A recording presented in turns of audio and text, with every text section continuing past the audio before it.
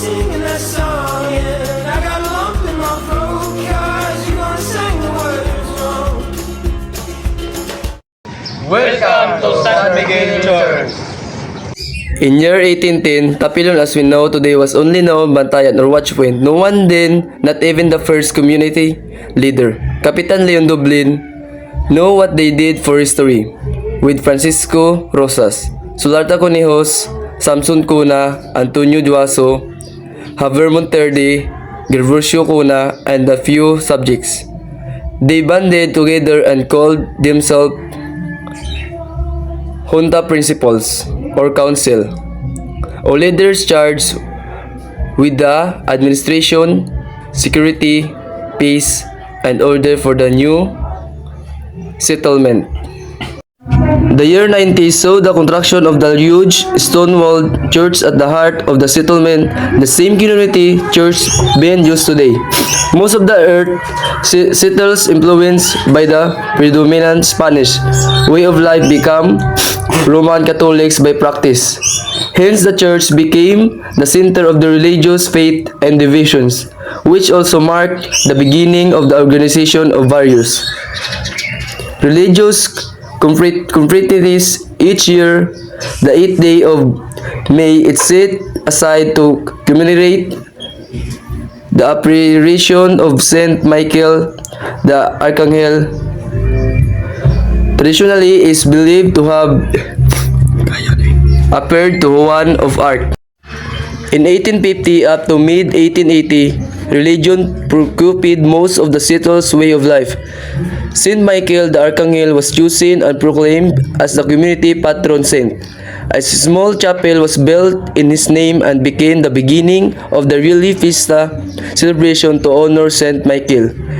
A change of leadership in the junta also occurred with Rufo Dublin, son of Juan Uyba Dublin, now at the helm of the administration. The year 90 saw the construction of huge stone-walled church at the heart of the settlement, the same community church being used today. Most of the earth settles, influenced by the predominant Spanish way of life, became Roman Catholics by practice. Hence, the church became the center of the religious faith and devotion, which also marked the beginning of the organization of various religious confraternities. Each year, the 8th day of May is set aside to commemorate the apparition of Saint Michael the Archangel, who traditionally is believed to have appeared to one arc. Also in the early 90s, after almost a century from the junta's founding, series the transition occurred, new leaders of junta emerged. This time, the leadership changed hands between the brothers Josindo C. Dublin Sr. and Eulalio C. Dublin, sons of Rufo Dublin and Petrona Conde, of third generation's grandsons of Kapitan Leon Dublin. The advent of the 20th century brought forth new dimensions in politics and the economy. The barrio lieutenant was given broader authority in community affairs, security, peace and order, and settlement of controversies and disputes now befall on his lap. But the zoning, administration of barangay lots, modes of lot acquisitions, determining of lot boundaries, and the church administration remain the property right of the junta. At this time, the community cemetery was built at a place east of the barrio proper, near the Tagasa River.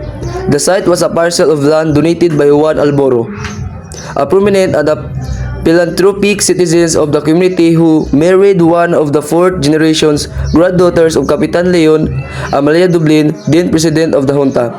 Rosidento C. Dublin Sr. became the applicant for lack of a prize as legal authority and eventually the first custodian and administrator of the public cemetery. The outbreak of World War II caused the temporary stoppage on the operation and existence of junta. But right after liberation, the junta sprang back to life with the same brand of vigilance and dedication. A group headed by Eulalio C. Dublin ascended into power. With him, Aurelio Arrogante Sr., Esteban Taño, Leoncio Angcahas, Brucio Di Juano Sr., and Evaristo Cuyos. From 1950 to 1975, the presidency of the junta changed hands among the remnants of the group Eulalio C. Dublin with Leoncio Angcahas at the helm of 15 years.